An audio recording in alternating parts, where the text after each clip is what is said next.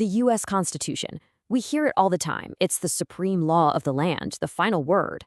But have you ever really stopped and asked, why?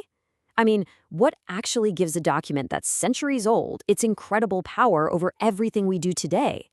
Well, that's exactly what we're going to break down.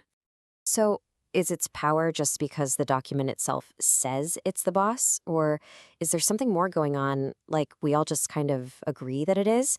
The real answer is a lot more interesting. Turns out, it's not just one thing, but a combination of three distinct pillars holding the whole structure up. All right, let's start with our first pillar. This is the architecture of the law itself. Think of this as the practical nuts and bolts how of its power, the specific rules and structures that are literally written right into the document. I mean, listen to the confidence in these words. The Constitution doesn't suggest its authority, it flat out declares it. This is the Supremacy Clause, and it sets up a crystal-clear legal pecking order. The Constitution is at the very top, federal laws are right below it, and all state laws have to fall in line. It's the system's own instruction manual telling you who's in charge. And this wasn't just some abstract legal theory, it was a direct fix for a massive problem. Before the Constitution, the country was running on the Articles of Confederation, which was basically just a firm league of friendship. States could and definitely did just ignore what Congress wanted, and the result was total chaos. The Supremacy Clause was the essential upgrade that turned a bunch of squabbling states into an actual, functional nation. But here's the thing. Having a rule is great, but the real question is, who blows the whistle when someone breaks it? Who's the referee on the field? And that's where judicial review comes in. This is the enforcement mechanism. It's the power that the courts, and ultimately the Supreme Court, have to act as that referee. They get to look at a law, whether it's from Congress or a state, and say, hold on, does this actually follow the rules of the Constitution?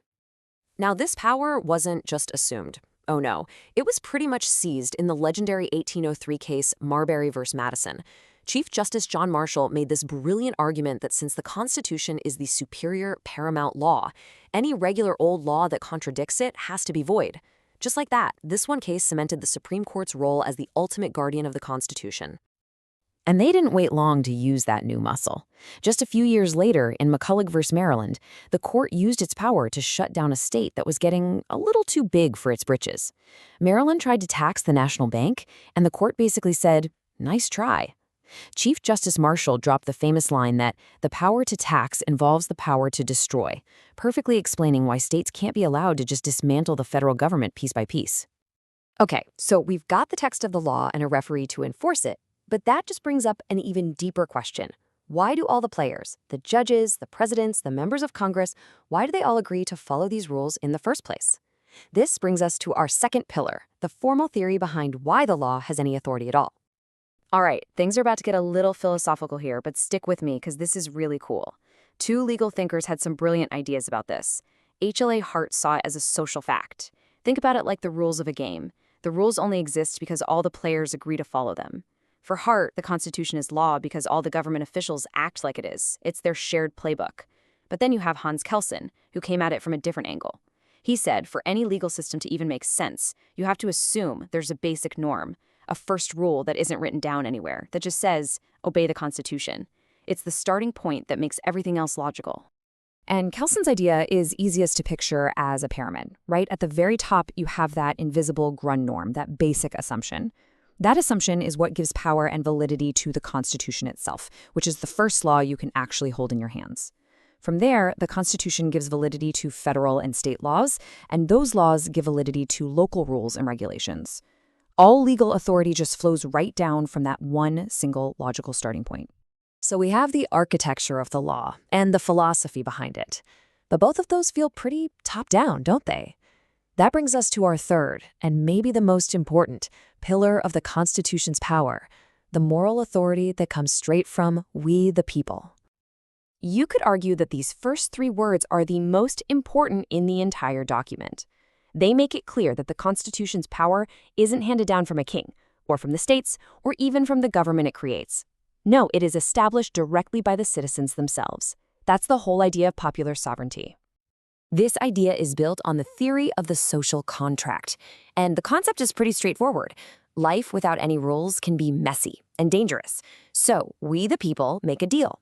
We agree to give up a little bit of our total freedom in order to create a government that will protect our most important rights and keep things orderly and secure. It's a trade. Now, what's really fascinating is that the Constitution is basically a mashup of two different flavors of this social contract idea. On one hand, you have John Locke's view, which is all about creating a limited government whose main job is to protect your individual rights. But then you also have Jean-Jacques Rousseau's view, which is all about the general will, the idea that a legitimate government should express the will of the people as a whole, working for the common good. And this mix creates a permanent, and I'd argue healthy, tension in American law. Locke's focus on individual freedom is why we have the Bill of Rights. It protects you from the majority. But Rousseau's focus on the collective is why we have democratic elections. It empowers that very same majority. So many of our biggest, most passionate legal battles are really just a fight between these two powerful and important ideas. So, we've walked through three very different sources of the Constitution's power. The question now is, how do they all fit together to create a system that's managed to last for this long? Well, you have the architectural pillar, the actual text and the courts that enforce it. Then you have the philosophical pillar, that shared agreement among officials, and the logical structure of the whole system. And finally, holding it all up from the bottom, you have the social contract pillar, the moral legitimacy that comes only from the consent of the people. These pillars don't just stand on their own, they lean on each other, supporting and reinforcing one another. And that, right there, is the crucial point. The Constitution's supremacy isn't some simple, static fact. It's a dynamic, living system. It's so powerful because it's built on a clear legal foundation, a coherent philosophical framework, and the fundamental moral belief that all its power ultimately comes from the people it governs. And that leaves us with one final big thought. That social contract, it wasn't a one-time thing that happened back in 1787. It's a deal that requires our ongoing consent. Every time we participate, every time we vote, every time we debate, we're basically re-signing that contract. So the real question isn't just about history, it's about us right now. What does it mean for you to consent to this system and keep that contract alive today?